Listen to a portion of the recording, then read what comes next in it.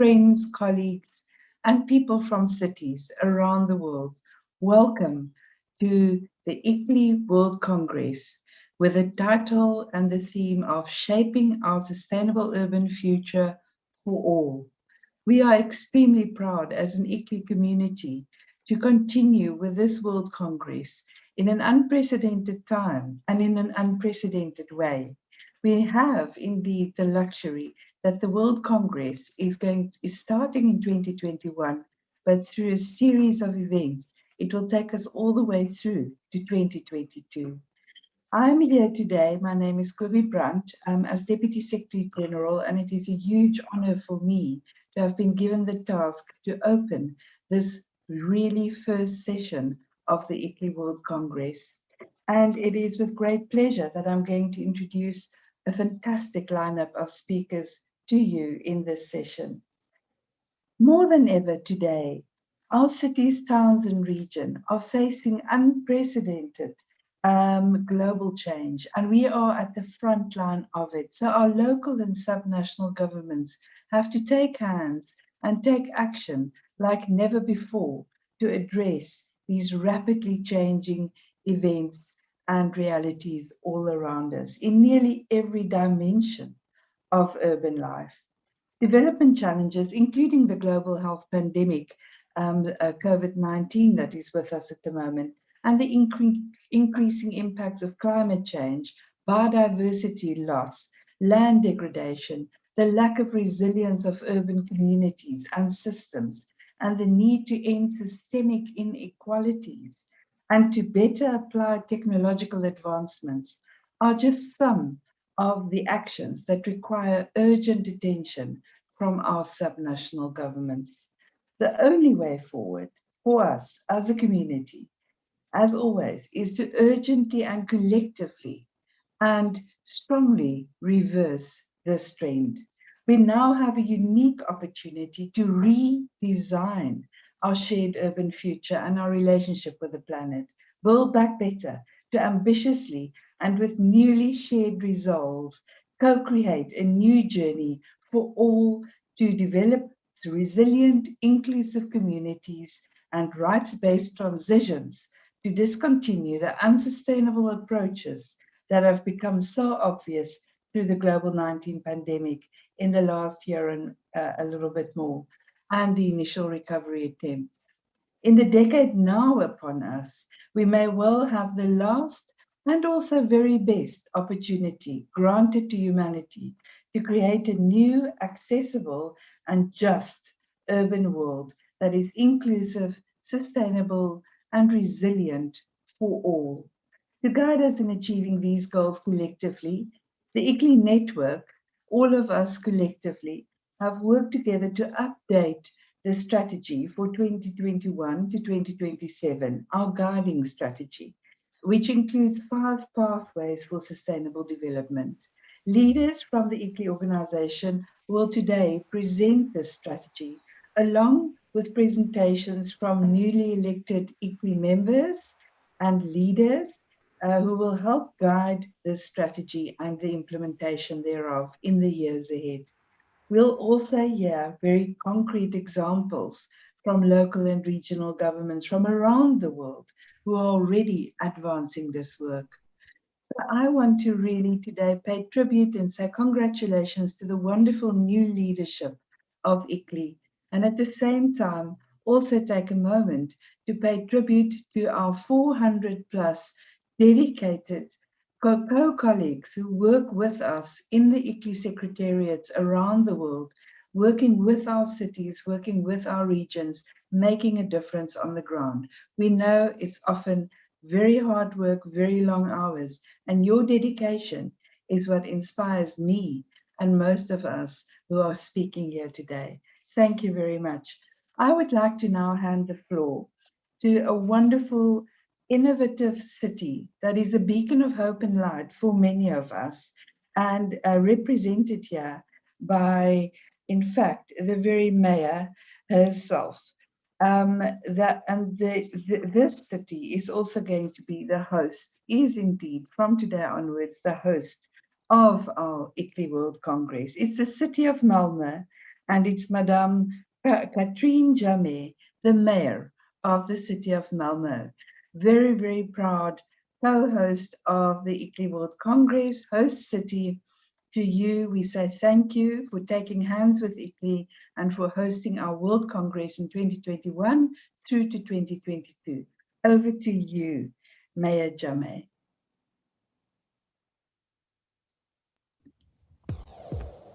Malmo is a city in constant movement.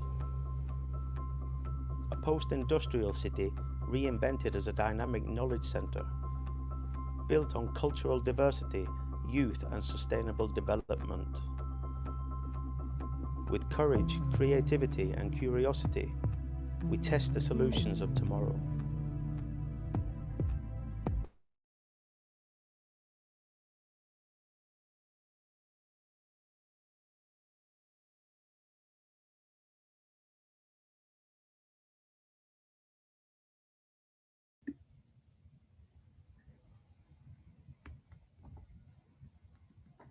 That's how we turn.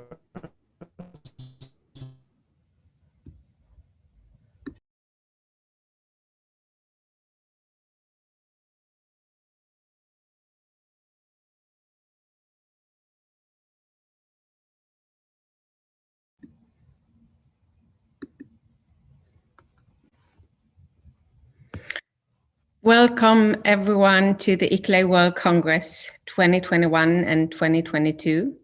Most things have been quite different for all of us these past years, with the corona pandemic that has swept the globe and our everyday lives have dramatically changed. And so this ICLEI World Congress has been split into two parts for the first time ever. Part one starts here today. And part two, a physical meeting with workshops and study visits in Malmo, will take place next year in May. Ahead of us, we have 3 days packed with an interesting program with topics covering all of the 5 ICLEI pathways, including circular, resilient, nature-based, low emission, and equitable and people-centered development. Over the next few days, we, as cities and regions that are committed to creating sustainable societies for all, will have an opportunity to learn, to connect and exchange experiences. Because even though we are currently unable to travel and experience things live at the Congress, it does not mean that the need for it has gone. The reason why Malmo is so honored to be the host of this crucial Congress is that we know that cities and regions are often at the very forefront when it comes to tackling global issues on a local level. For me, it became so obvious when I attended the big meeting with thousands of mayors and governors in Paris, just a few days before our national leaders decided to sign the Paris Agreement. The feeling was so strong. We were determined to show the way. And since then, lots have happened, like everywhere, but still not enough. So therefore, it's so vital that we have these opportunities to come together, to share our best practices, as well as our mistakes. And I'm proud to say that the city of Malmo is a strong local player in the global arena, a vibrant city with a young, diverse population that indeed values social and environmental consciousness. We are a modern, green coastal city that actively works with sustainable urban planning. We have high ambitions and will not settle for anything less. And this is why we are accelerating our work to create a green, healthy, and equitable city with good living conditions for all our residents. In order to increase the pace of innovation, we need to work together, locally as well as globally. So, welcome once again to this virtual and first part of the World Congress. And I really hope to see many of you, well, all of you, in place in Malmo next spring. Welcome. Thank you very much, Mayor Jamay, and inspiring words indeed from an inspiring city, an inspiring female leader who is taking the world on, taking every single challenge on in a very systemic and a very holistic way with dedication. And I, for one, cannot wait to join you in Malmo in 2022. And it's a wonderful opportunity that we are going to have a World Congress, which is taking us on a journey right through from today till when we meet in your springtime in your lovely city. Thank you very much for your leadership and for being a host to the ICLEI World Congress. We are now turning to our president, our new incoming president, Frank County, who is going to deliver his inaugural speech, and that is going to show us where he believes ICLEI is going in the next, well, in his term in the next 5 years. Thank you very much to Frank County, the mayor of the city of Des Moines, USA, and ICLEI Global Executive Committee member. President Frank County, the floor is yours. Thank you. Your Excellencies, honorable members of the ICLEI Council and the Global Executive Committee, honorable mayors, governors, and ICLEI members, Secretary General Gino van Begen, Deputy Secretary Generals Kobe Brand and Imani Kumar, esteemed guests and participants. I would like to extend a warm welcome to the ICLEI World Congress 2021-22, hosted by the city of Malmo in Sweden, and thank you very much, Mayor Jamay, for your kind words. Thank you, fellow members of the Global ICLEI Network, for extending your trust and confidence in me to represent ICLEI as your president in the term of 2021 to 2024. I humbly accept this responsibility and fully commit myself to the goals of our network. I look forward to leading ICLEI as the new president, and I am excited to work alongside the outstanding leaders united in the ICLEI Global Executive Committee, in the regional executive committees, and in the ICLEI Presidium. First Vice President and Mayor of Malmo in Sweden, Ms. Jamay. Vice President, Mayor of Turku in Finland, Ms. Arve. And Vice President, Ms. Atishi, member of the Legislative Assembly of New Delhi in India, standing shoulder to shoulder, we will form a strong, dedicated, and balanced ICLEI Presidium that represents the diversity and strength of our network. Thank you for taking this promising road with me. On behalf of the incoming Global Executive Committee, allow me also to take this opportunity to pay our highest respect to my predecessor in this office, the former mayor of Bonn, Mr. Ashok Sirdaran. We worked closely with Ashok, and I am deeply honored to succeed him as ICLEI president. We thank you, Ashok, for your leadership and your dedication, and for the milestones you achieved for our organization during your 5 years of service, both as ICLEI Vice President and President. Ladies and gentlemen, today we live in very challenging times. The ongoing COVID-19 pandemic, unfortunately, clearly demonstrates that our urban world has severe weaknesses in resilience and sustainability. We are in a process of tremendous urbanization that will go far beyond anything we have seen. Within 30 years from now, Africa's population will grow by 1 billion people, Asia's population by 1.2 billion. We are currently warming at 0.2 degrees Celsius per decade, and we know that 75% of the global greenhouse gases stem from our cities. Our transportation emissions and the energy used in the built environment are the biggest contributing sources. At the same time, to accompany this rapid urbanization, we will need to build 80% of the world's urban infrastructure.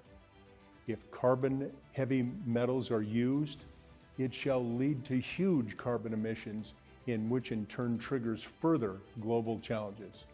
If we reach a global warming of 1.5 degrees Celsius by the late 2030s, the IPCC expects that 500 million people will be water stressed. At 2 degrees Celsius, 600 million people will be affected. Additionally, Deadly heat waves will likely impact 350 million people, even with only 1.5 degrees change in global warming. We need to find solutions very quickly and lay the foundation today for a carbon neutral, resilient, safe, and livable tomorrow. As urban leaders, we're on the front lines. It is rewarding to see that such a large number of ICLEI members adopt ambitious, energy efficient, and renewable energy targets, climate neutrality targets, or are divesting from fossil sectors, investing in an energy system that is fit for the 21st century and will push local jobs in the renewable sector to 42 million by 2050. Transformation to a renewable future is a just transition that makes sense for our economies and residents. Equally encouraging is the fact that so many ICLEI members engage with ICLEI to center biodiversity in their urban plans.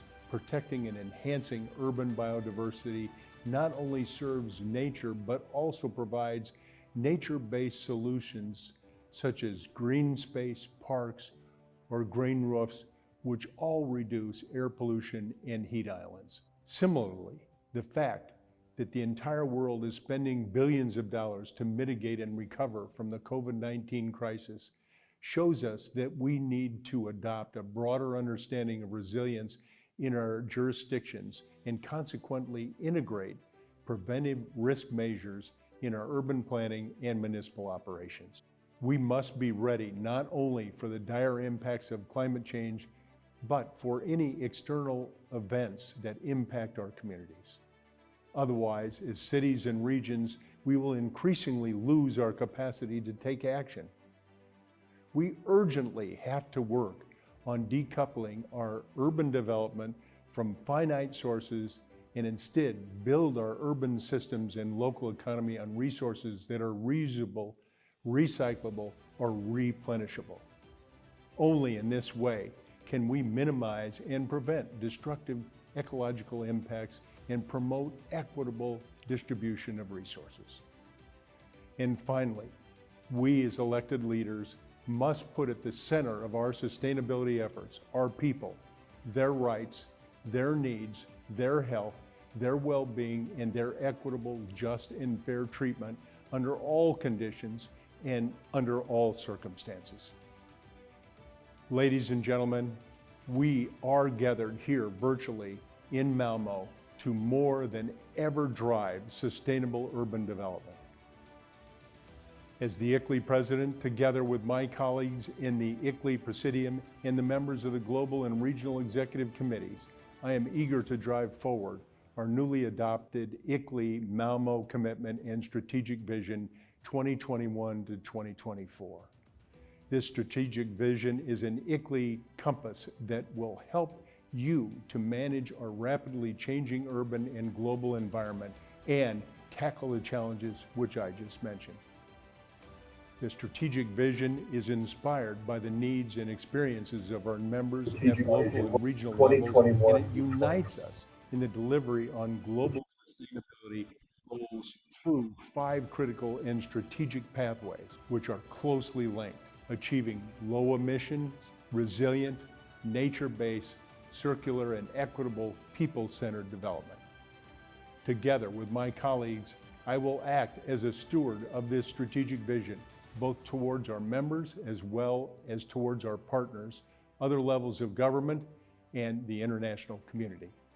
Furthermore, since we operate in the UN Decade of Action, I will ensure that ICLEI continues to play a crucial role in the implementation of international sustainability frameworks, such as the Sustainable Development Goals, the Paris Agreement, and the new Global Biodiversity Agreement that is under negotiation this year. ICLEI has a unique lead role in these global discussions as the UN focal point for local governments and municipal authorities, LGMA. I will ensure that the offerings of the multi-level and multi-stakeholder consultations are observed and scaled up, as well as ensure that the voice and role of local and regional governments is well acknowledged. To this end, I will work with other networks such as UCLG and C40. Finally, I am proud and honored to lead this network of 2,500 highly diverse local and regional governments. I am also optimistic that our network can grow further in the coming years. During my presidency, I will foster thoughtful and deliberate exchanges with the North American region, which I represent, as well as with the 8 other ICLEI regions. This will help us to establish new platforms, create new opportunities, and reach out to non-member jurisdictions in order to further strengthen our network. I would like to thank Secretary General Gino van Begen, Deputy Secretary Generals Kobe Brand, and Umani Kumar, and the entire team for their tremendous work and the continual support they deliver to us ICLEI members and to me and the Global Executive Committee. And now, fellow mayors, ladies and gentlemen, I wish us all an inspiring and productive time at the ICLEI World Congress 2021-22, with new virtual encounters, discussions, and concrete steps for action and cooperation, with new ICLEI initiatives and programs, and with you, the leadership of the local level, a tremendous movement which I am proud to be part of. Thank you. Thank you to our president, our incoming president, Frank Carney. And what a wonderful, inspirational message to all of us as staff of the ICLEI community. We will try our very best with dedication and inspired by your words to serve you and each and every city and region that belongs to the ICLEI network boldly and with great resolve in the years ahead. The issues are indeed multiple and really need action like never before. Action together, taking hands with each other and also with the partners that you have referred to. Thank you very much. With those inspirational words, let's have a look at who our newly elected ICLEI Council is for 2021 to 2024. And for that, I hand over to my friend and co-Deputy Secretary General, Imani Kumar, who heads up our ICLEI South Asia Secretariat as Executive Director as well. And he is going to introduce to you the ICLEI Council as elected for 2021 to 2024. Mr. Kumar, over to you. Thank you. Good morning, good afternoon, good evening to colleagues, I think, from the US and North American, Latin American people. It's a privilege to introduce the ICLEI Council, though my incoming president has already mentioned who is the presidium of ICLEI already. But I'm just going to introduce the entire council. ICLEI elects its council for every 3 years. So this particular council, which I'm going to introduce, is from 21 to 24. As UN divides the whole world into 9 regions, we also follow the same, and we have 9 regional executive committees. And each regional executive committee sends 1 person to the global executive committee. So we have 9 global executive committee members. And we also have 9 portfolio members, which I will introduce them. And all of these council members will elect the president and also the first vice president and 2 vice presidents. As Mr. Frank Carney he said that he is our new president, and we also have first vice president and 2 vice presidents. I will introduce them again. Coming to the regional committee members, these are the ICLEI regional committee executive committee members from Africa. We have mayor from Kilimani, Mayor Arujo. We have mayor from Uganda, Entebbe Municipal Council. We also have Mayor Jefferson from Liberia, and we have Hans Bretty, mayor from Municipal Council of Kurupe. Mauritius, and we have Mohammed Sifiani, mayor from Morocco also. These are the 5 members from African region. Can I have the next slide? These are from the East Asia side. We have a mayor from New Taipei City, Mayor Cheng, and we also have mayor from Kyoto City, Japan, Daisaku, and vice mayor from Chongqing City from China, Jia. And we also have acting mayor from Seoul Metropolitan Government, Republic of Korea, Mr. Jeong Hype, and a long-lasting friend of ICLEI, Yom, mayor from Suwon City, Republic of Korea, is part of our East Asia Regional Executive Committee. Next slide, please. From Europe, we have mayor from city of Turku, Finland, Mina Arve, and we also have Martin, Lord Mayor from city of Freiburg, and Ana Oregi, deputy mayor from municipality of Vitoria, and from Spain. And we have deputy mayor from city of Katowice, Poland, and Mayor Erion from municipality of Tirana from Albania. And we also have few non-voting members of the European region also. Can I have the next slide, please? From Regional Executive Committee members from Mexico, Central America, and Caribbean. Please excuse me for my pronunciation of these names. I come from Asia within India. Mayor from Tegucigalpa, municipality of Central District from Honduras, Juan Nasre, and Verni Valerio from mayor from municipality of San Rafael. From Costa Rica, and Manuel Ortega from mayor from municipality of Santa Domingo Este, Dominican Republic, and Maria Isabel from state of Guanajuato, Mexico, Secretary of State. And we also have governor from state of Yucatan, Mexico, as part of the Mexico Regional America. From North American side, we have environmental coordinator, city of Federation from Canada, Miss Brittany. And we also have manager from sustainability at Durham region, Canada, Mr. Ian, and Matthew Applebaum, former mayor, city of Boulder from USA. And you already heard from Franco from city of Des Moines, and Brigade Shia from Commissioner Travis County from USA. Next slide, please. From Oceania, some of the names here, Anna Ferguson, mayor from Mount Barker District Council from Australia, Aaron Hawkins, mayor from Dunedin City Council from New Zealand, Nutali Nelmus from Lord Mayor, City of Newcastle, and Anna Reynolds from Lord Mayor, City of Hobart from Australia, and Amanda Stone, Councillor, Yarra City Councillor from Australia. These are the 5 from the Oceania. Next slide, please. From the South American side, we have mayor from municipality of Recife, Campos, mayor from municipality of Santa Fe from Argentina, Raul Jatan. Geraldo from is the Secretary of State for Economic Development, state of Pernambuco from Brazil, and Juan is the director from Area Metropolitan Development from Colombia, and mayor from municipality of Sao Leopoldo, Mr. Ari. Next slide, please. These are from South Asia, Mr. Ashok from Municipality Association of Nepal, Mr. Mayor from Thimphu Municipality Council from Bhutan, Mr. Lord Mayor Liton from Rajshahi City Corporation, Bangladesh, and Fatima Latif, Chief Executive Officer from Local Government of Maldives, and Atishi, she's a member of Legislative Assembly, National Capital Territory of India. And we also have some advisors for the Regional Committee from India and South Asia. Next slide, please. From Southeast Asia, we have Mayor Binay from Makati City, and Municipal President of Hangwajaya Municipal Council from Malaysia, Mr. Shadan Bidin, and Sairif Fasha from Mayor of Jambi City, Indonesia. Next slide.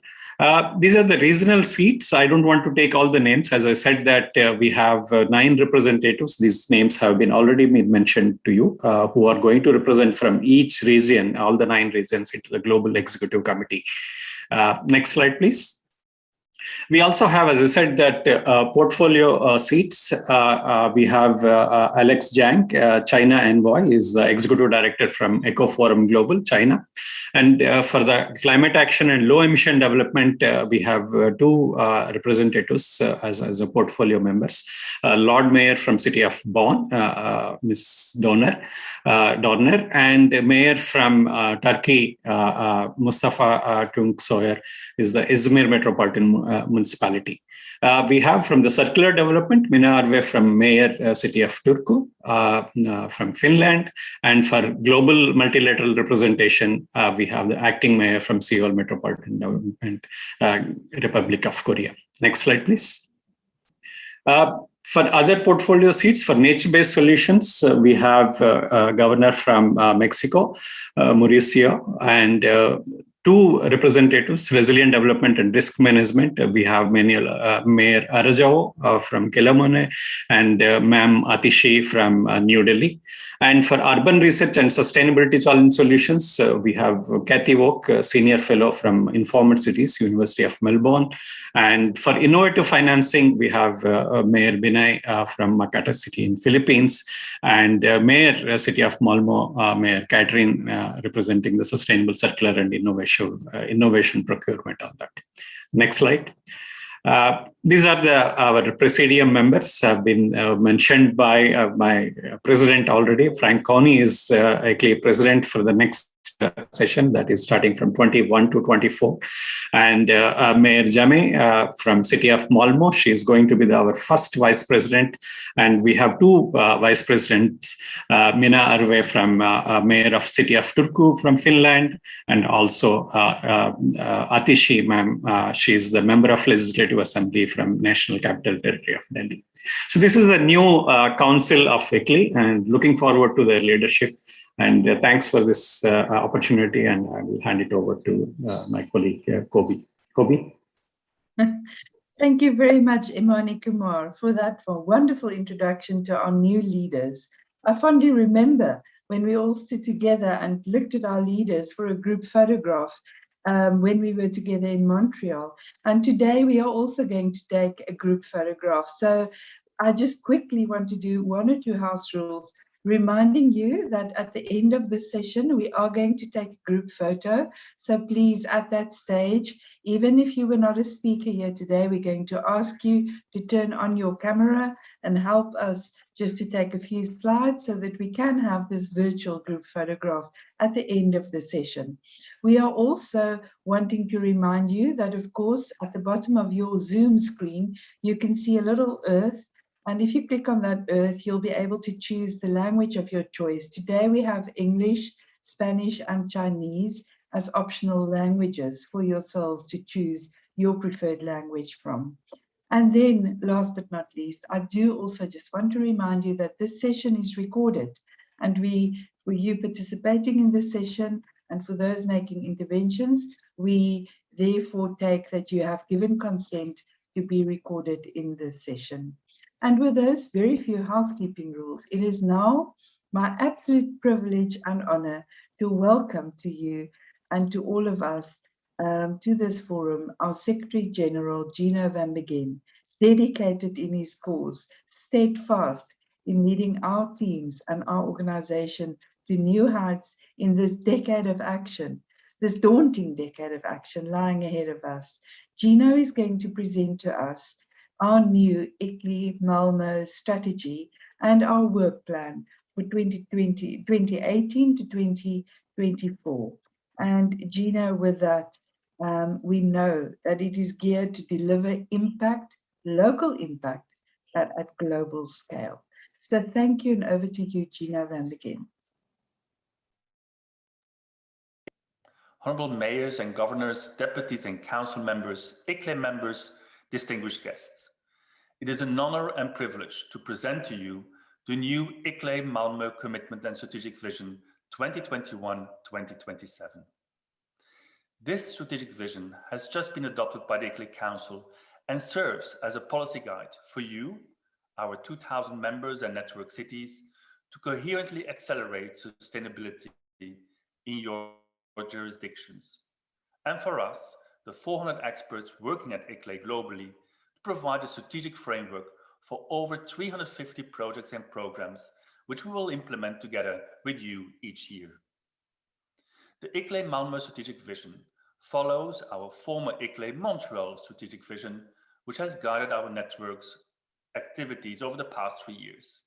In fact, I'm pleased to announce that in these past 3 years, we as ICLEI were able to complete almost 150 activities across all 5 of our sustainable development pathways: the low emission development pathway, nature-based development pathway, resilient development pathway, circular development pathway, and equitable and people-centered development pathway. In doing so, we directly worked with 1,278 local and regional governments from our network, and through multiplying efforts, engaged with another 1,000 jurisdictions. Building upon this success, the ICLEI Malmo strategic vision continues many of the familiar elements established in the previous iteration, namely the 5 sustainable development pathways, and further elaborates and updates these to match our new global context, specifically in light of the global impacts of the ongoing COVID-19 pandemic. Never before has a pandemic so clearly revealed the vulnerability of our economic structures, especially informal ones, the sharp inequalities of disadvantaged communities, the need for social investments, and the risks that lay in weak public services. The COVID-19 pandemic response presents a once-in-a-generation opportunity to change the trajectory of our own global development. The choices we now make in how we recover from this pandemic will determine whether or not we're able to accelerate the transformation of human civilization from the fossil fuel-based, extraction-intensive, capital-oriented model of the past century into a renewable, resilient, nature-based, value-oriented model that strives to respect the limits of this planet. We have already seen plenty of examples of good practice of recovery efforts advancing sustainability, from electric and non-motorized mobility, rapid digitalization of services, solidarity program rollouts, and intensive peer sharing of information, to the implementation of principles and policies on disaster risk reduction and sustainable urban development. The opportunities and challenges of the urban world reveal that the success or failure of the recovery from the COVID-19 pandemic will significantly rely on whether or not local and regional governments follow progressive practices, are empowered with the necessary technical, legal, and financial mechanisms, and are supported with multi-level and collaborative governance models. This global context provided the backdrop for the ICLEI Malmo strategic vision and allowed us to further embrace and holistically implement ICLEI's 5 pathways to sustainable development. Upon its adoption last week, the ICLEI Malmo Action Plan already details over 140 activities directly involving 1,100 local and regional governments from around the world in advancing ICLEI's work. These concrete activities encompass local capacity building initiatives and direct infrastructure investments, knowledge sharing platforms and awareness raising campaigns, technical trainings, information exchanges, pilot projects, innovation testbeds, and direct support on local sustainability planning. Allow me to highlight the 5 ICLEI strategic pathways to sustainable development under this next ICLEI Malmo strategic vision until 2027. Firstly, under the low emission development pathway, the ICLEI network stands for achieving a net zero emission, climate neutral future. As a commitment to the Paris Climate Agreement to limit the temperature increase to 1.5 degrees Celsius, we align with science in that it is essential to achieve climate neutrality in all governmental operations and in our communities at the latest by mid-century. For this, we will need to implement clear, sustainable climate and energy plans, ideally based on 100% renewables, and divest from fossil fuels. We will need to decarbonize the local transport sector, promote and apply nature-based solutions, circular development approaches, as well as people-centered, inclusive, and equitable actions. Over the next years, we will work with our network members to help set them mid-term targets for 2030, which allow them to join the UN Cities Race to Zero campaign. Our ICLEI Green Climate Cities program and our ICLEI Climate Neutrality Framework will guide our members on how to accelerate climate action and will encourage all cities to report and track their climate action through the CDP ICLEI Unified Reporting System. Secondly, under the nature-based development pathway, we must take all efforts to restore humanity's broken relationship with nature and the planet and enhance our biodiversity and the integrity of our ecosystems in and around our cities.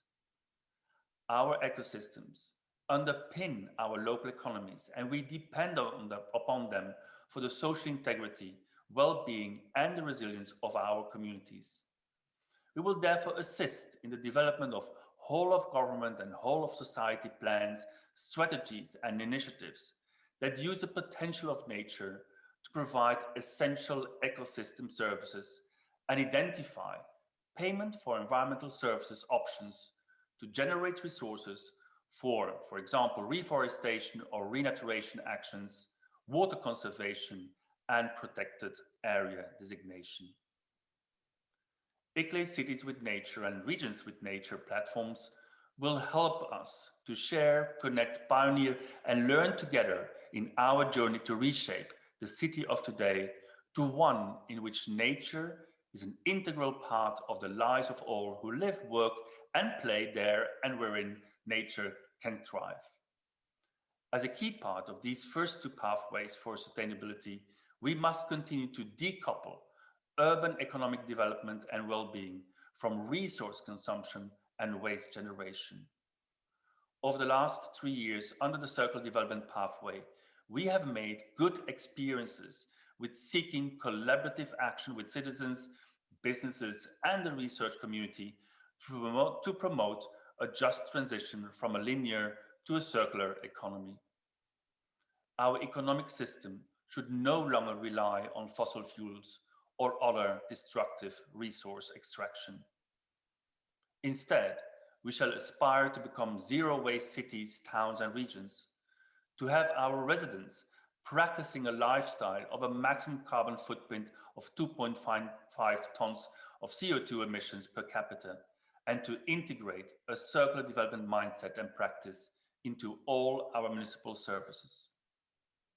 Here, the ICLEI Circulars platform of leading ICLEI network members and practitioners will guide, co-create, and scale up circular economy actions to regenerate, rethink, reuse, reduce, and recover.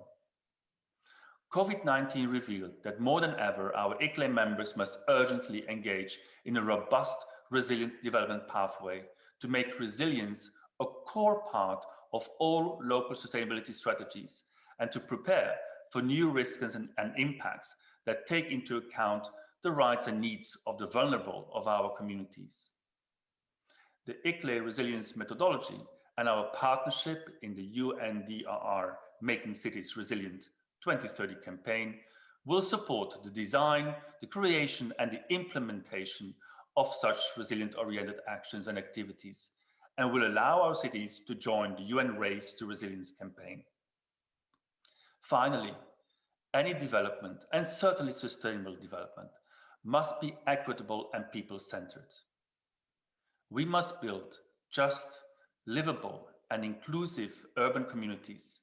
We must address the systemic causes of poverty and injustice, and effectively dismantle existing societal and environmental inequities, while safeguarding the natural support systems for human life. We must ensure that efforts made to improve sustainability in our cities, towns, and regions do so for the betterment of all, not just the privileged few, and grant everyone affordable, secure, and convenient access to the resources and opportunities they need for productive and dignified livelihoods. We must put people at the center of local sustainable planning, be it through inclusive and equitable mobility systems or addressing climate stressors that contribute to climate migration and regrettably cause residents to need to leave their homes. Our sustainable city is one that is not only good for the planet, but also good for people, where all community members have a voice, where everyone feels safe, and where diversity and distinct identities are valued and not diminished. ICLEI members, by applying these 5 interconnected pathways within your local and regional context, you can effectively address and even reverse detrimental practices. You can bridge divides and connect actors, sectors, and global regions. You are the closest to the citizens of this world, and you can best engage with your communities to understand their perspectives and bring them with you in driving local transformation with a lasting global impact. You can prioritize diversity and inclusivity across your administrations and communities as a spark for creativity and innovation. You can strengthen cooperation at the regional scale because your city is closely linked with and depends upon the peri-urban and rural areas and their ecosystems. You can foster strong partnerships to deliver on the global sustainable development goals with national, regional, and other local governments, with multilateral organizations, with international agencies, with the research and development institution, and of course, the whole of civil society. You have the chance to lay the foundation for evidence-driven and science-based policy and practices. You can test solutions, invite open innovation, evaluate new policies based on real-life scenarios, and drive innovation through city-business collaboration. Distinguished guests, the new decade of action for sustainable development started in January 2021, and the UN Secretary General stated in December 2020 that, to put it simply, the state of the planet is broken and humanity is waging war on nature. The only way forward is to urgently and collectively reverse this trend and drastically reorient the economic and social patterns of our daily lives, to redesign our built environment, to align with nature and restore the natural systems in and around our cities. We now have a unique opportunity to build back better, to ambitiously co-create a new journey for all to develop resilient, inclusive communities, and to discontinue the unsustainable approaches that have become so obvious through the global COVID-19 pandemic and the initial recovery attempts. Together, we must demonstrate visionary leadership, lead by example, share our knowledge actively and openly, and speak with a united voice. It is up to our network to create lasting mechanisms for change that make sustainability a permanent framework that informs all development. It is my strong hope that this ICLEI Malmo commitment and strategic vision is a common, ambitious pledge to make sustainable development the only model for development in the urban 21st century. Now, and in the years to come, the 22 ICLEI offices worldwide will work on over 150 different programs, projects, and initiatives together with more than 2,200 cities and regions around the world. We will work hard and hand in hand to fulfill your pledge under the ICLEI Malmo commitment and strategic vision. Thank you for your pledges and thank you for your commitment. Thank you very much, Gino van Bedin, our Secretary General, who's going to lead us in tackling this decade of action. And now let's delve a little bit deeper into these 5 pathways that have been spoken about. And for the first one, we're going to focus on circular development. And I'm turning to Mayor Minna Arve from the city of Turku in Finland, ICLEI Global Executive Committee member, as well as ICLEI European Regional Executive Committee member, and a true absolute inspirational leader for circular development. Let's hear from the city of Turku with Mayor Minna Arve. The floor is yours. Thank you. Thank you, Kobe, for your beautiful and nice words. And hello, everyone. Good morning from Turku, and good afternoon and good evening for those who are having the different time zones. So Turku is based. Turku is in Finland. Finland is the oldest city. Turku is the oldest city in Finland, and as you can see, we are located by the beautiful archipelago, which is the biggest in the world. We have over 40,000 isles in our archipelago. But to my subject, which is the circular development, and what is circular development? Circular development is one of ICLEI's 5 strategic pathways towards sustainable urban development.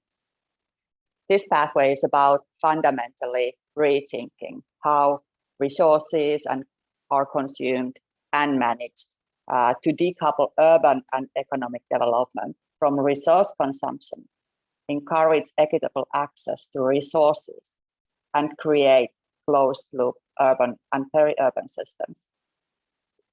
Circular development supports new local economies that are productive and not extractive, where resources are exchanged and not wasted.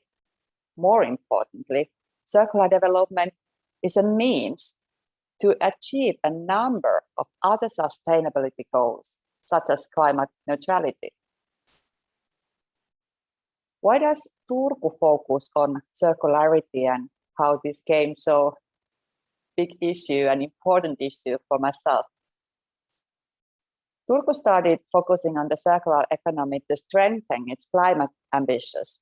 Turku's climate plan is finding the city to become climate neutral by 2029. That's when Turku is having its 800th anniversary. We have already managed to cut our emissions by half since 1990, thanks to investments in renewable energy, decarbonizing district heating, and low carbon transport. However, addressing the remaining emissions demand a more systematic change that the circular economy can support by closing resource loops, creating new sources of energy, for example, like waste heat recovery, and protecting carbon sinks from pollution. The circular economy is also a way to address consumption-based emissions, which are high in Finland.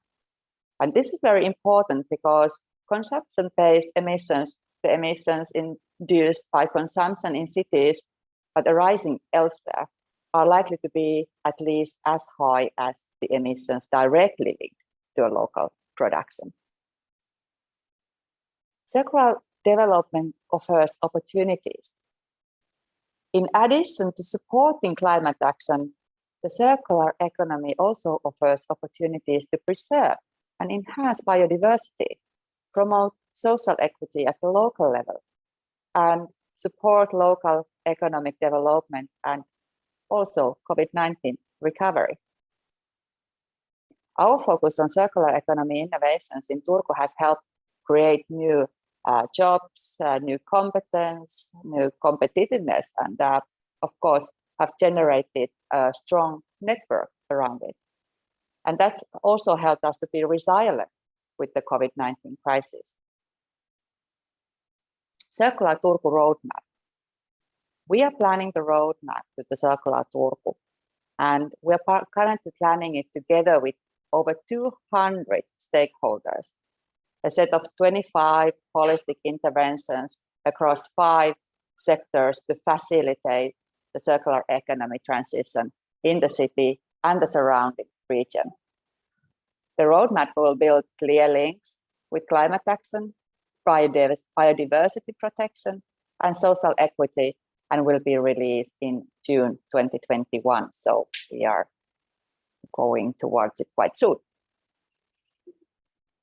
And lastly, I want to point out the ICLEI Circulars Network. It's our desire to share learnings from Turku with our peers worldwide, but to learn from the experiences of others As the mayor, Turku and ICLEI's global portfolio holder for circular development, I welcome the launch of ICLEI Circulars. It's the first global platform for circular cities, which gathers learnings and experiences from local governments worldwide and offers concrete tools for everyone to share and learn. Thank you very much. Thank you very, very much for talking about our circular economy work that we do and circular development work that we do across the world, with a wonderful example from the city of Turku. And now let's turn to the African continent, where we're going to talk resilience.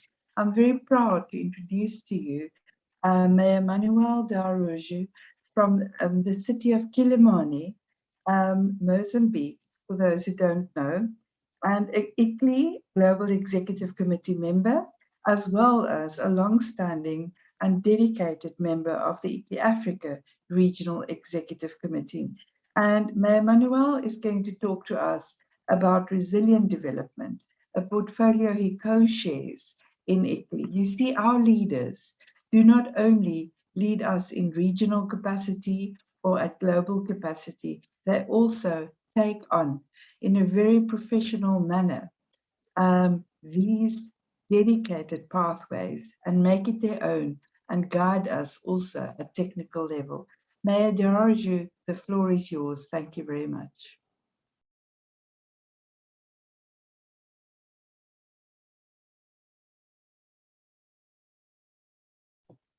I believe you have to unmute, Mayor. Thank you very much, Kobe, for the wonderful introduction. And also allow me to greet Kumar from India, Meena, Harv, and all my colleagues, mayors, governors, Gino, and all other members of the International or Global Secretariat. Resilience development requires strong efforts of collaboration among all levels of government. With the Paris Agreement specifically naming the role of local government in the fight to tackle climate change, as well as the 2030 Agenda for Sustainable Development, the SDGs, and the Sendai framework, local and regional government have a central role as partners to nations to achieve various sustainability and resilience targets set by the international community. To support this role, ICLEI's Resilient Development Pathway aims to help cities, towns, and regions build their capacity to anticipate, prevent, absorb, and recover from shocks and stresses, in particular, those brought about by rapid environmental, technological, social, and demographic change, and to improve essential basic response structures and functions of the systems. ICLEI has made resilience a core part of its sustainability strategies. As the past year has clearly shown us, we must be vigilant in our preparation for new risks and impacts, taking into account the rights and needs of vulnerable sections of our communities. We must continuously strengthen our essential systems, including both local and regional government operations, as well as throughout our communities, so that they are able to absorb, prevent, and recover from shocks, stresses, and unforeseen changes. This is critical in order to alleviate the burden of new and ongoing risks on people and the environment. We must also pursue a transparent and inclusive approach to our work that will enhance trust in our institutions and the processes that support them, thereby increasing system resilience. We are very pleased that as ICLEI can support the design, creation, and implementation of local and regional resilience-oriented actions and activities with the ICLEI resilience methodology, as well as in collaboration with the UN Making Cities Resilient 2030 campaign. Through these efforts, ICLEI is able to join and contribute to the UN Race to Resilience campaign, mobilizing critical local and regional action towards achieving the global goals and on resilience development. Kilimani City, being a coastal city, have experienced firsthand the challenges of rapid climate change. In the last 2 years, Mozambique and indeed Kilimani faced more than 4 cyclones, which affected not only the modus operandi of the city, but also the livelihood.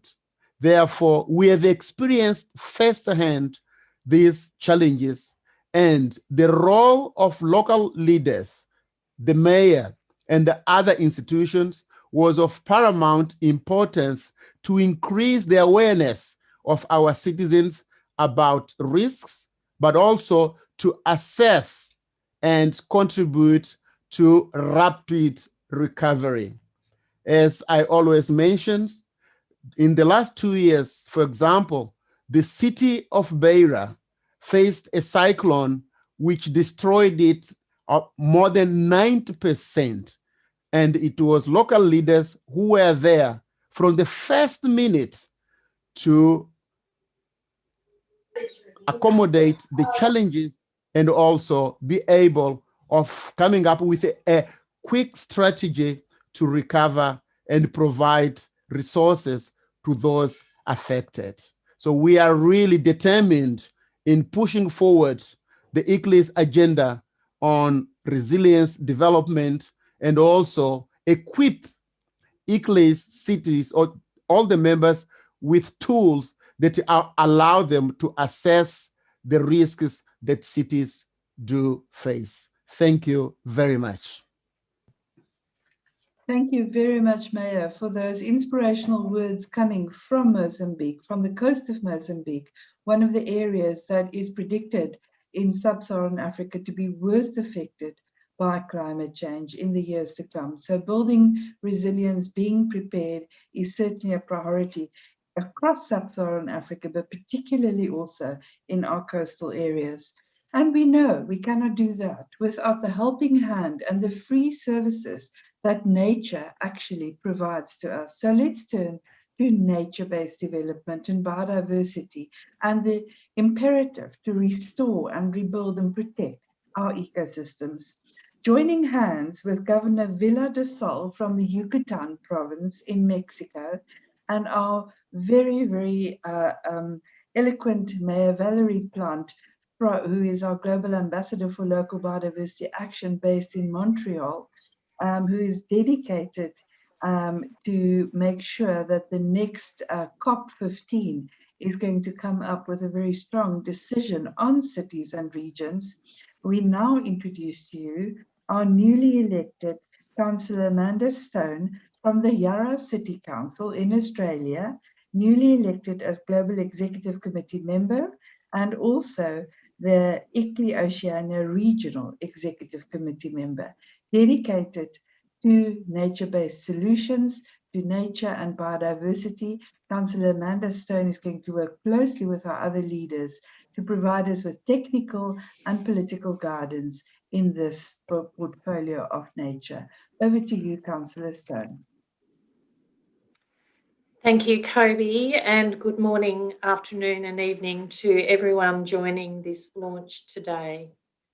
Thank you to the Secretary-General for your introduction to the strategic plan and the role of nature and biodiversity within that.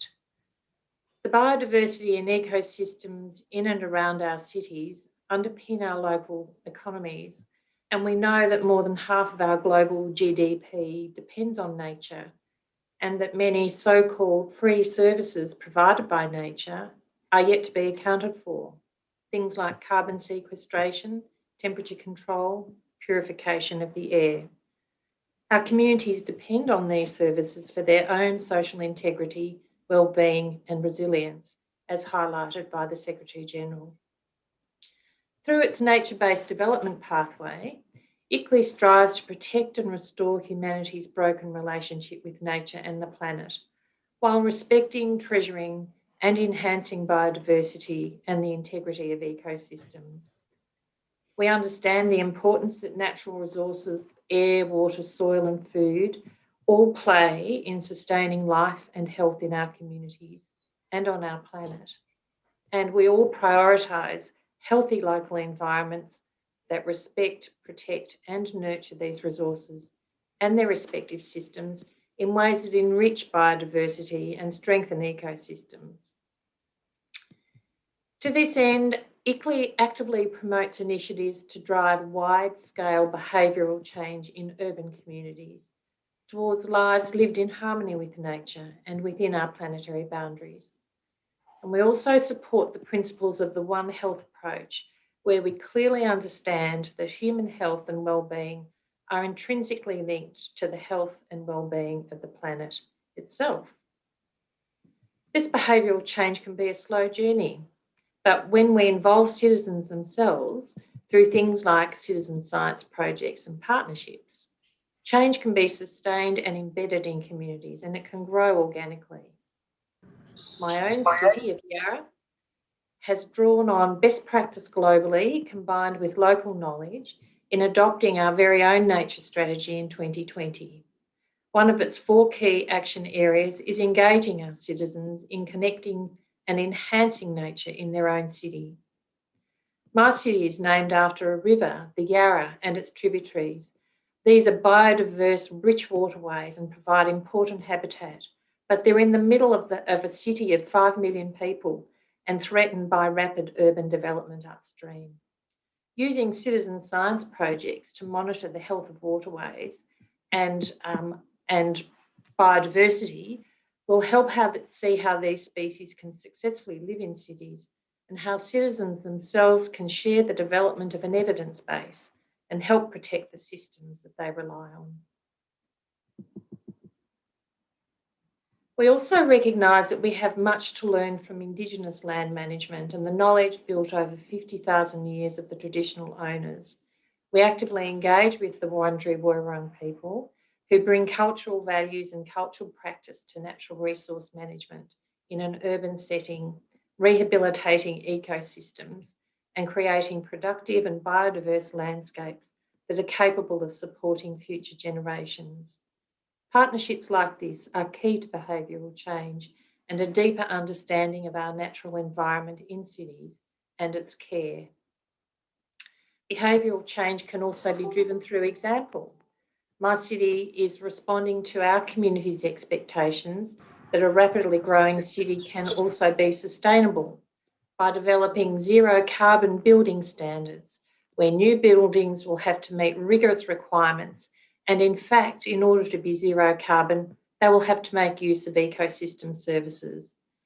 Working in harmony with nature through one of the most intensive human activities, buildings, their construction and their performance, will provide a model to communities for the future. ICLEI, through the Cities with Nature and the soon-to-be launched Regions with Nature platforms, enables local and regional governments to share and connect and inspire and learn together in our journey towards reshaping the city of today for future generations. We strive to foster cities in which nature is an integral part of the lives of all who live, work and play there, as well as cities where nature itself can thrive. 177 cities have already joined Cities with Nature and signalled their intent to ramp up their commitment to living with nature, to protecting and enhancing biodiversity in their cities and restoring vital ecosystems. But more importantly, they've committed to being part of a network, a movement, where collective action speaks loudly and where successes are shared and we learn from each other.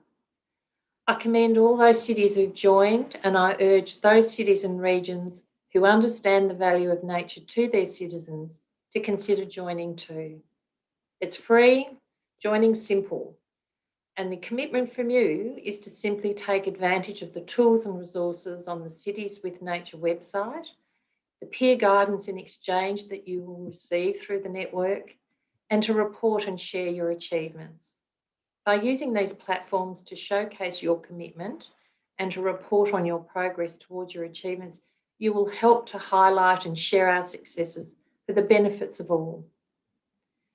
2020 showed us that our relationship with nature can change, that when our attention is focused on our survival and our gaze shifts to those things that we really need, we've realised that we really need nature.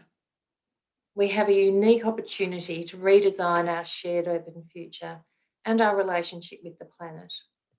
With the forthcoming COP15 on biodiversity in Kunming, cheek by jowl with COP26 in Glasgow, we also have an opportunity to place the protection of life on Earth right at the top of the global agenda alongside climate change.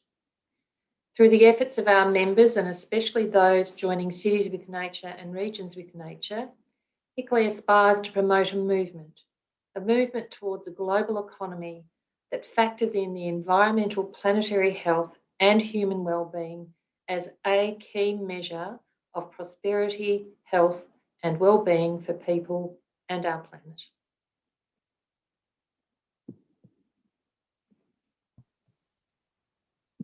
Thank you very much, Councillor Stone, for also highlighting just how deeply interconnected all these agendas are. You're talking buildings and construction, and then you say that cannot be achieved without also addressing ecosystems and looking at ecosystem services. And thank you for that very strong invitation from you to take action today.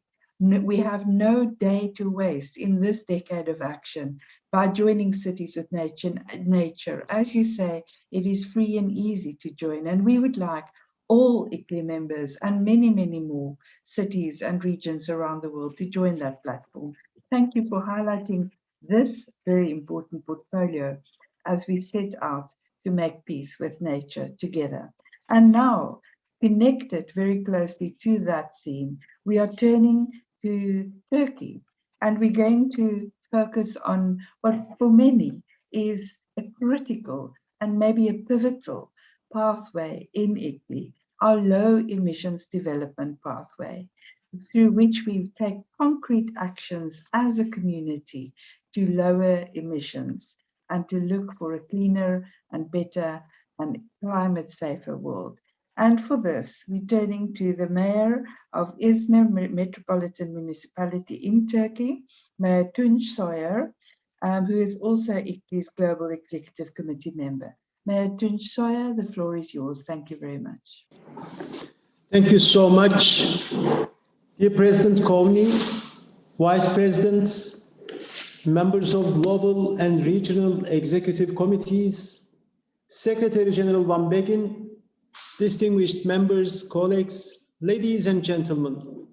I send you warm greetings from Homer's homeland, author of the legendary Iliad and Odyssey.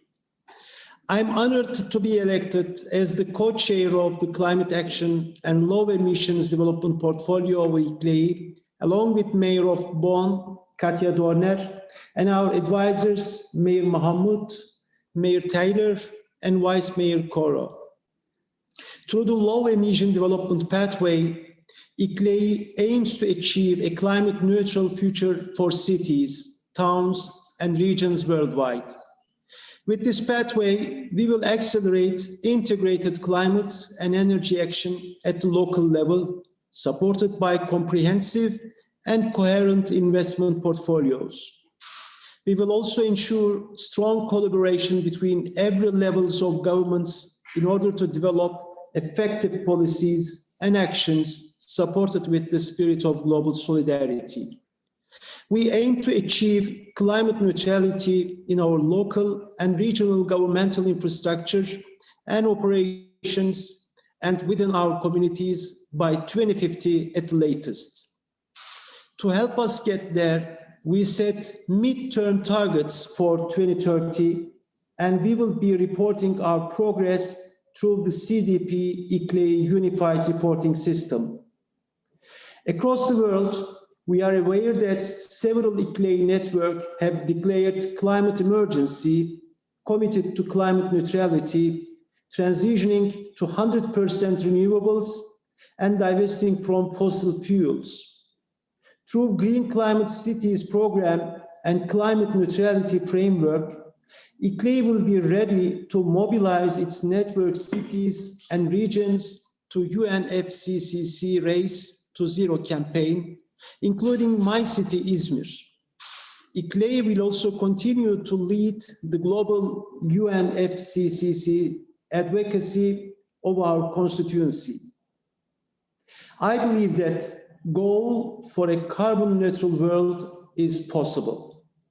Cities that shape civilization's history have adequate social, economic, and human resources to achieve this goal today. In addition to progressive policies and investments to reduce emissions in zero carbon targets, also require dialogue and solidarity. Only by sharing experiences, we can learn from each other.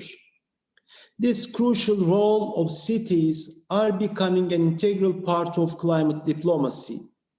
I'm saying we need a climate diplomacy because Izmir went through severe destructive disasters in the last 2 years. Some of them are directly caused by the climate crisis. The city saw a large forest fire, the pandemic, a tsunami, an earthquake, drought, and a severe flood. These crises taught us that we must make Izmir a resilient city that can absorb the shocks of disasters. In this respect, in Izmir, we have prepared the first Green City Action Plan of Turkey. We identified a series of actions for various environmental issues, including water, biological diversity, air, soil pollution, and climate change. We put the Sustainable Energy and Climate Action Plan in place, where we identified actions to reduce greenhouse gas emissions and acclimation.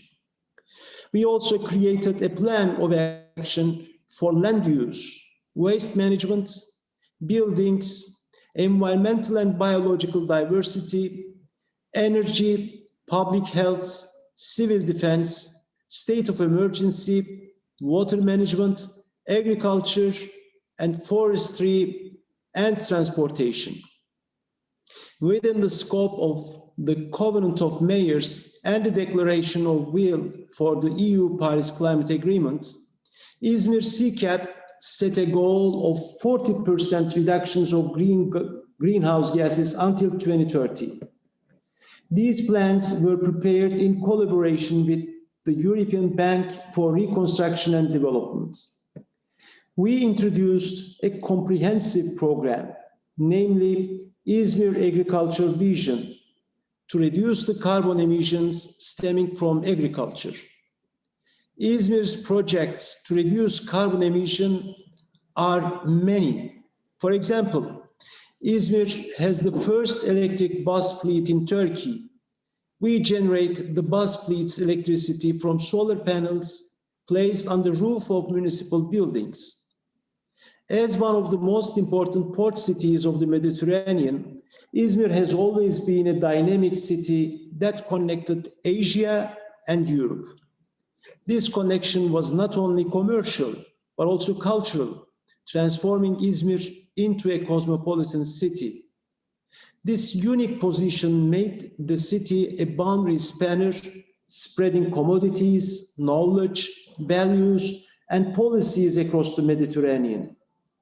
2 weeks ago, Izmir hosted the Sustainable Urban Water Policies Summit with solid support from ICLEI.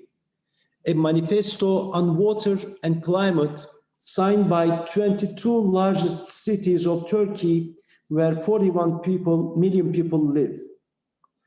Izmir will host the UCLG Culture Summit to discuss the link between the cultural diversity, biodiversity, and urban resilience. We are firmly committed to make Izmir a model city for living in harmony with nature.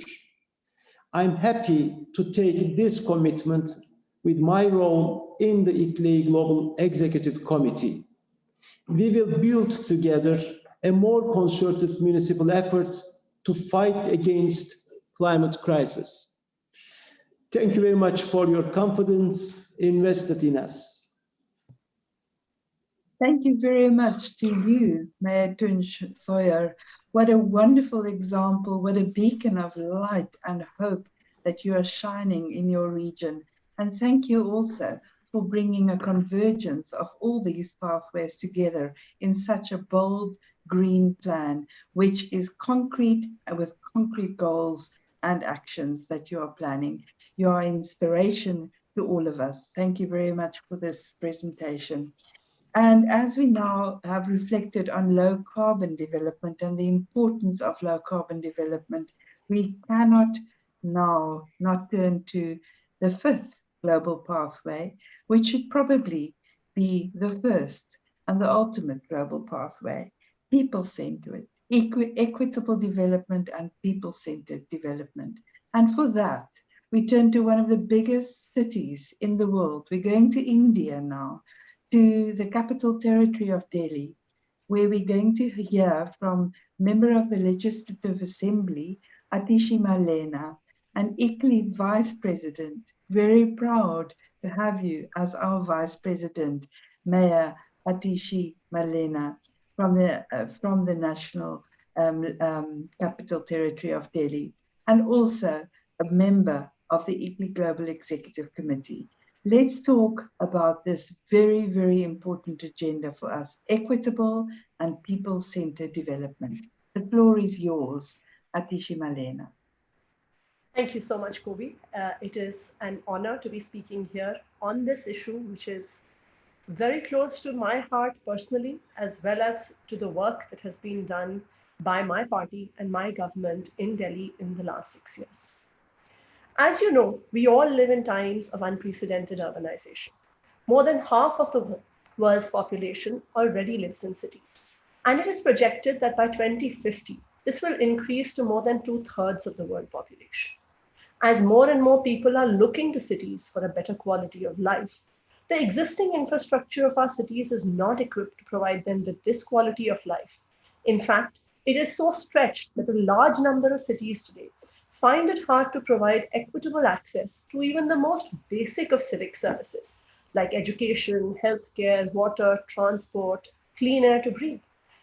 And for public representatives in cities across the world, this poses serious challenges to inclusive access to the city, to sustainability, to resilience, to environmental justice.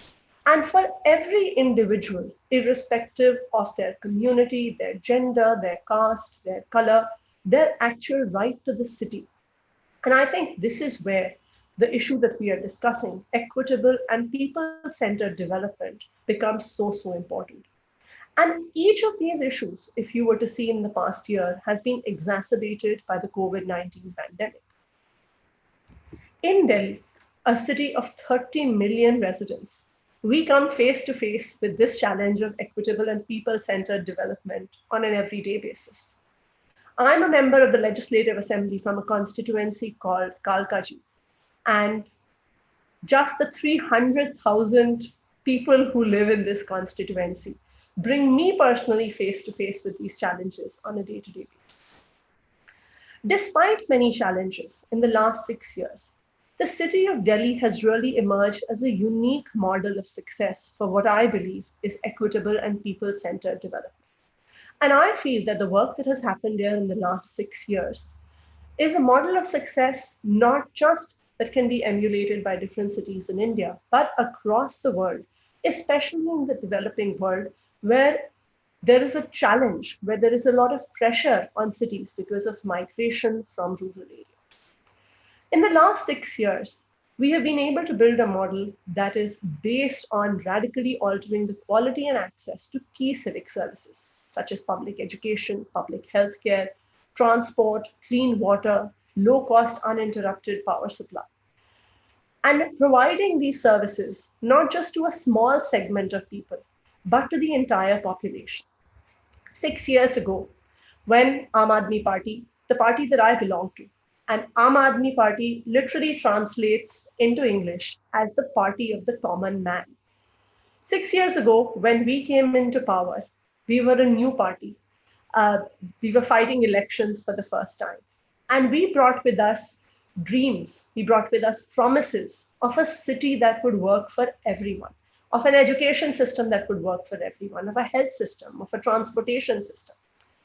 6 years ago, people used to laugh at us. People used to think that many of the things that this party of newbies, none of whom had political experience, none of the things that we were talking about could actually come true.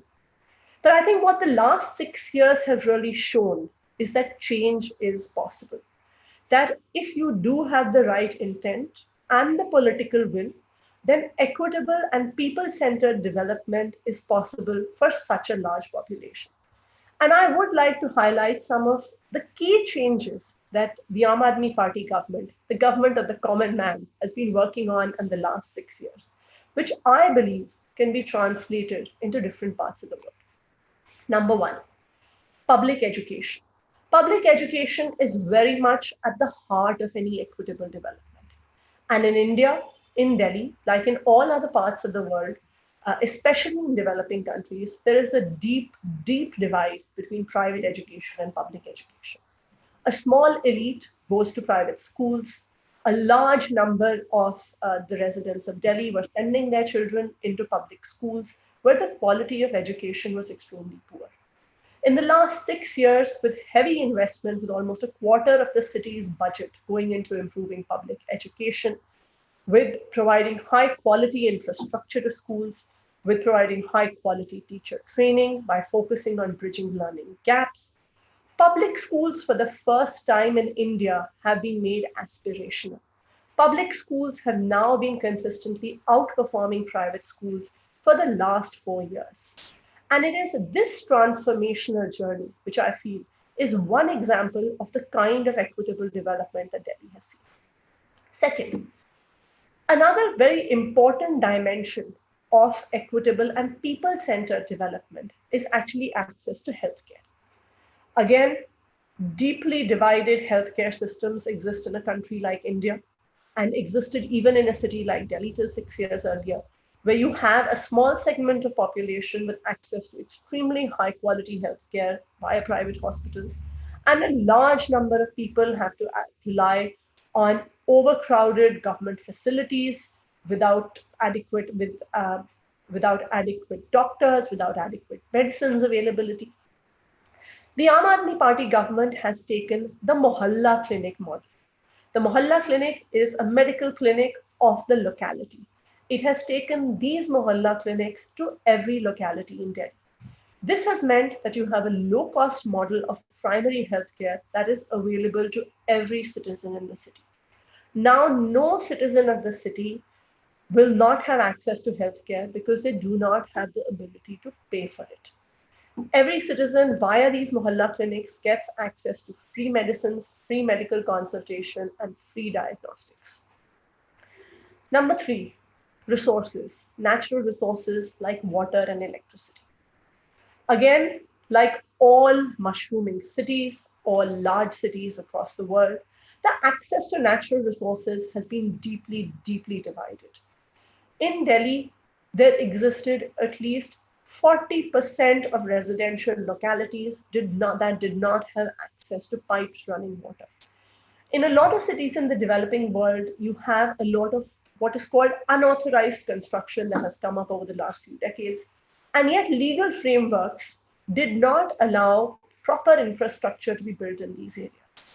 So what we were seeing was a deep inequality where the city and the city's economy was willing to use the labor of people who were living in these unauthorized settlements for the development of the city, for the growing GDP of the city, but was not actually willing to give them adequate infrastructure.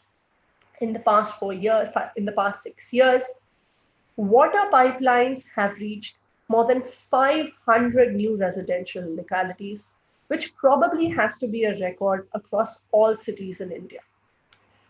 Not just this, water has been made accessibly priced. One of the challenges that has been facing many developing cities, many developing countries, is the fact that to ensure high quality water supply, many cities end up privatizing their water supply. One, to keep the finances afloat. Two, to ensure that you have an efficient system of distribution. What Delhi government, what the Aam Aadmi Party government has been able to achieve is a water distribution system run by the government that has turned out to be one of the most efficiently run water distribution systems. For the first time, the Delhi Jal Board, which is the agency responsible for provision of water, has no longer been in the red for the past 6 years. The business models have improved, and free water, free lifeline water is being given to every citizen of this city. We all understand that every citizen to lead a dignified life requires 150 liters of water every day. Based on this, every family is given 20,000 liters of water free every month. And not only has this helped in providing access to running water to some of the poorest of the poor, this has actually had a remarkable impact on water conservation, because the minute the meter goes over the 20,000 liter mark, the minute the meter crosses these 200 units, then the consumer has to pay for the entire amount, which means that it's not as if you use 20,001 liters, you're paying only for 1 liter, you're paying the entire amount. This has led to a remarkable effort by the citizens on their own, without the policing of the government, to actually engage in water conservation. So despite giving free water, despite giving access to some of the poorest of the poor, the revenue for the Delhi Jal Board has actually increased. Not just that, the water conservation has improved, wastage of water has reduced. We have actually been able to revive using to ensure better and more equitable access to water. We have done rainwater harvesting on a very extensive basis, using the traditional contours of the city, using traditional water bodies, being able to recharge them from a lot of the wastewater that is coming out of our sewage treatment plants. Third, an important category is access to electricity or power supply. Again, this has been a front on which cities often are deeply divided. Again, another area where power supply is often privatized to ensure that there is efficient supply.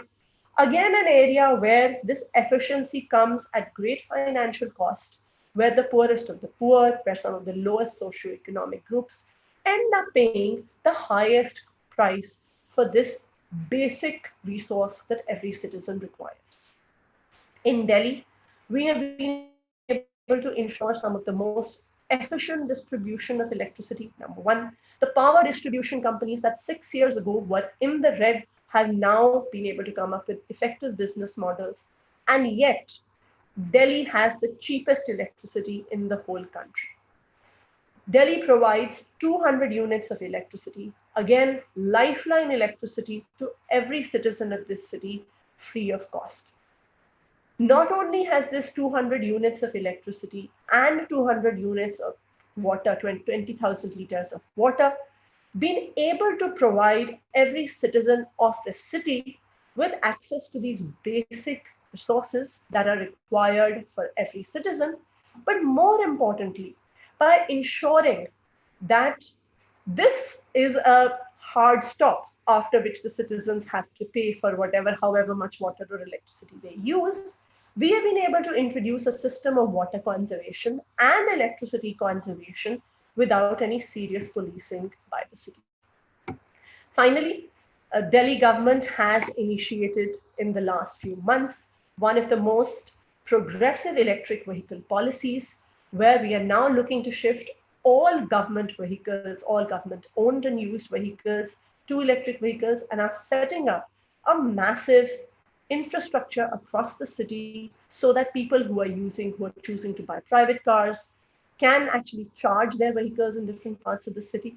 The public transport, especially the buses, are now going to be transformed into an electric vehicle fleet. So just sharing some of the work that has been done by Delhi in the last 6 years. And here I hope that not only can Delhi serve as an example of how development can be equitable, how it can be sustainable, how it can be people friendly. And I hope that a lot of the work that has happened in Delhi can be emulated in different parts of the world which face similar challenges. Thank you. Thank you. What wonderful examples, how inspirational. And I hope all the cities that are tuned in here today are taking messages from you, that because we have the instruments, we have the legal instruments, the mandates, and the know-how, and you are doing it in Delhi, showing us that simple measures, well thought through measures, can actually provide people with services but conserve at the same time and increase your revenue. What wonderful examples. Thank you very much, Atishi Malena, for sharing this with us. We're looking forward to your leadership as part of the Presidium as we move forwards. And now, we have looked at the 5 pathways, but we're now looking towards unifying efforts towards a sustainable world. Very, very important that we take hands in a unified way for a more sustainable world lying ahead. And for this, we're turning to China. Mr. Wei Cheng, member of the Standing Committee of the CPC Chengdu Municipal Committee and Vice Mayor of Chengdu Municipal People's Government of China, the floor is yours to talk to us about this convergence of agendas. Thank you very much. The floor is yours. 各位代表、女士们、先生们，大家好！在这春暖花开的时节，很荣幸受邀出席李可成2021至2022全球大会开幕式，与各位共同探讨世界可持续发展新未来。在此，我谨代表成都市人民政府感谢主办方的盛情邀请，也向李可成成立30周年致以诚挚的祝贺。成都拥有4500多年的文明史。 2300年的建成史，面积1.43万平方公里，常住人口超过1650万，是中国重要的经济中心、科技中心、金融中心、文创中心、对外交往中心和国际综合交通通信枢纽。2020年，成都实现地区生产总值1.77万亿人民币，约合2700亿美元，增长了4%。 成都也先后被评为中国最佳的旅游城市、世界美食之都，连续12年荣登中国最具幸福感城市的榜首，在 GAWC 世界城市评价中跃升至第59位。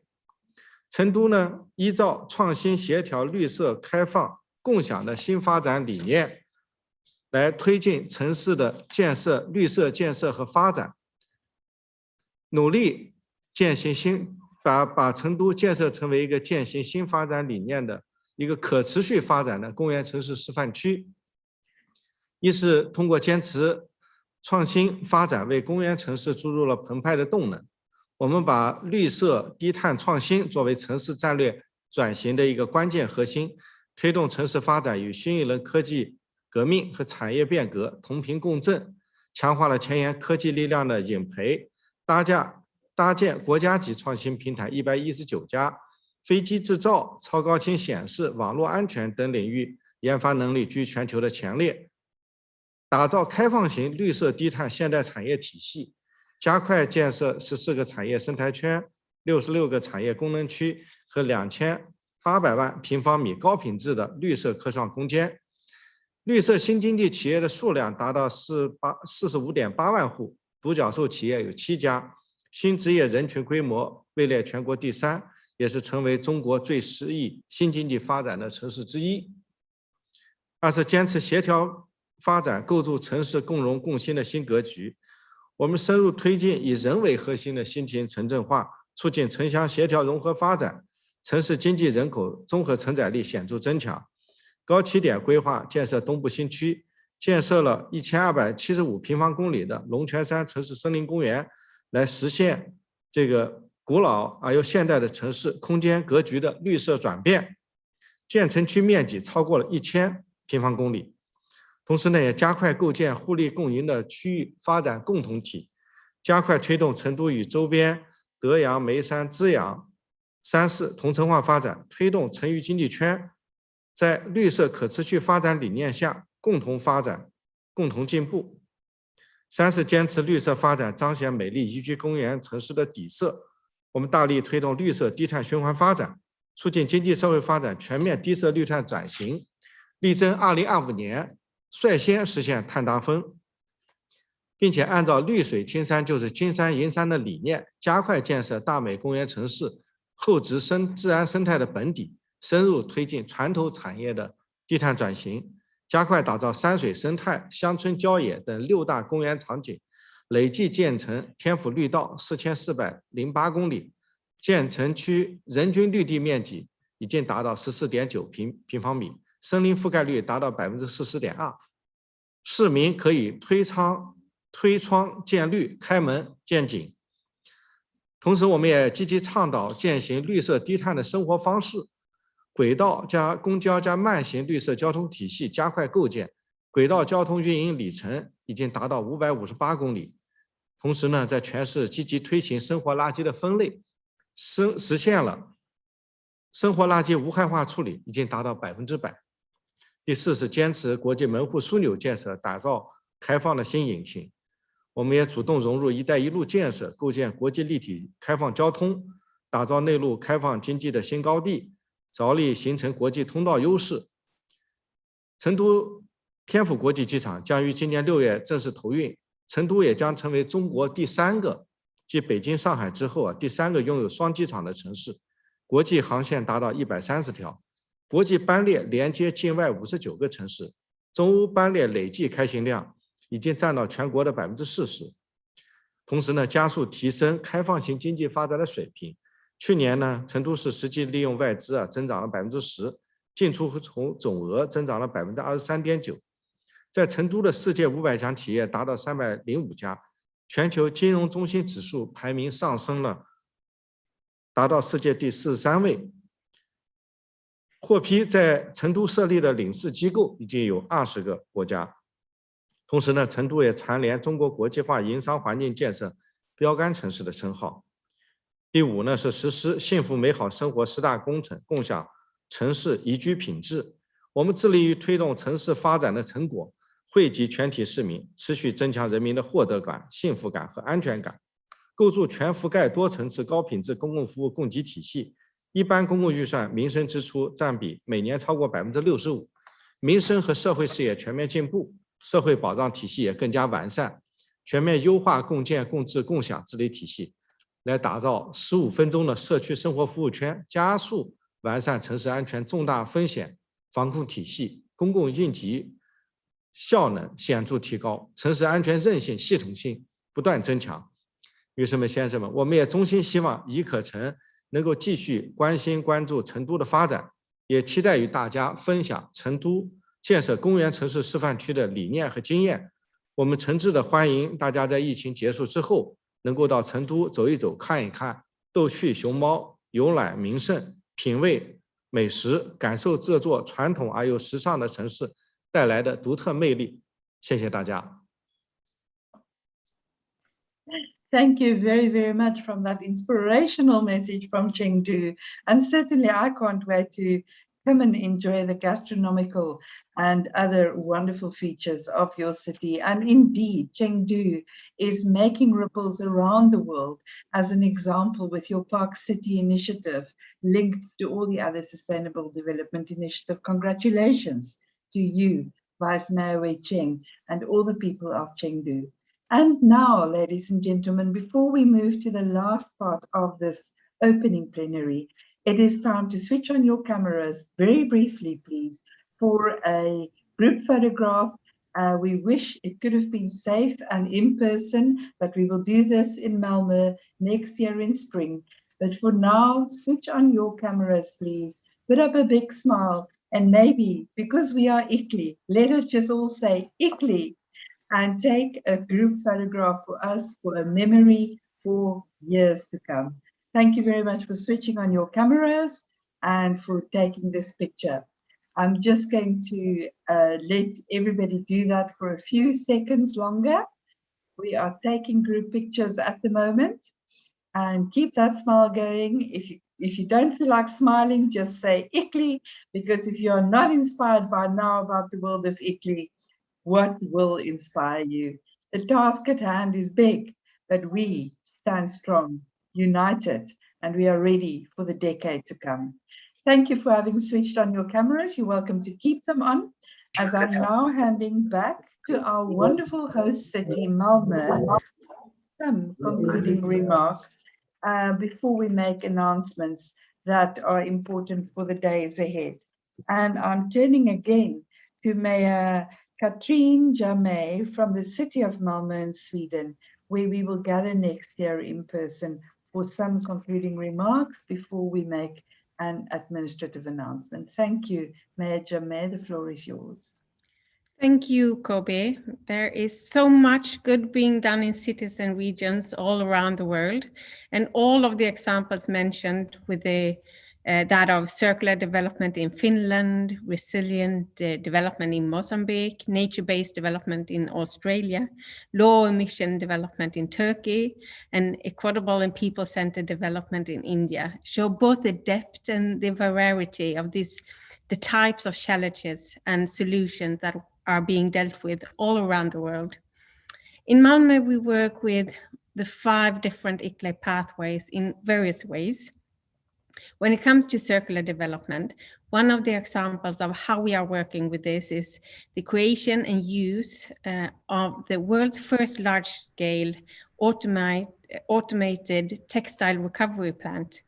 This is a facility for making new fibers from textile waste. On a yearly basis, 4.3 million tons of textiles are either burned or end up on landfills around the EU. On a daily basis in Sweden, over 140,000 tons of new textiles are added to the market, but only 5% of the materials are recovered. A link has been missing between textile collection and high quality recycling. Siptex in Malmo is the world's first automatic large-scale textile sorting plant and will transform the possibilities for recycling. With regards to resilient development, it would not feel right to talk about resilience without mentioning the pandemic this year. This has in many ways been the ultimate test for most cities in terms of remaining resilient and quickly adapting to a completely new and quite challenging situation. And when it comes to nature-based development, is in many ways at the very heart of most of our sustainability issues. And we find it crucial to always look at different way of incorporating nature into our urban city naturally. We are including greenery and trees in our city planning. Another way is, though, our concept of densifying the city, meaning that we are avoiding building on the good soil that surrounds our city. Instead, we build inwards, more densely, something which also makes it easier to plan for public transports, as the different city districts are closely linked and can be reached efficiently by bus or train. We are also working with new buses that are run on 100% electricity in order to avoid pollution. Low emission development is something we are attempting through our goal of the city being run by 100% renewable energy by 2030. A majority of the emissions made from energy today in Malmo are caused by the burning of waste, which is mostly due to the burning of plastic, which has not been recycled. We are therefore exploring different alternatives available in order to decrease the use of plastic, increase recycling, as well as capturing and storing carbon dioxide from waste facilities. If, or rather when, we reach success with this, it will single-handedly decrease Malmö's geographical emissions by about 50%. We are also working focused to reduce the construction sector's impact of the climate. We are a fast-growing city. We want the constructions in Malmo to be characterized by a long-term perspective, smart energy solutions, and environmentally friendly material choices. The City of Malmo therefore supports the industries initiatives, local roadmap for climate neutral building and construction sector in Malmo 2030, also known as LFM 30. Today, the initiative partners with over 160 local and regional actors. Last, but certainly not least, we have focused on equitable and people-centered development. Without this part, none of our other investments and efforts become sustainable long-term.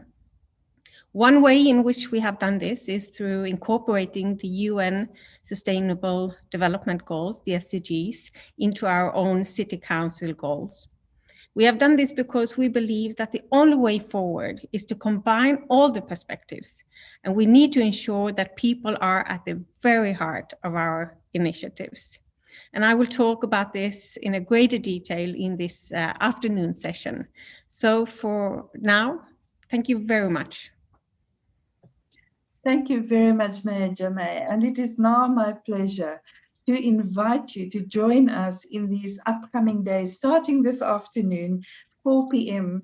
CST, time zone we are in at the moment, when we are going to delve much deeper into the equitable and people-centered development pathway, starting with that.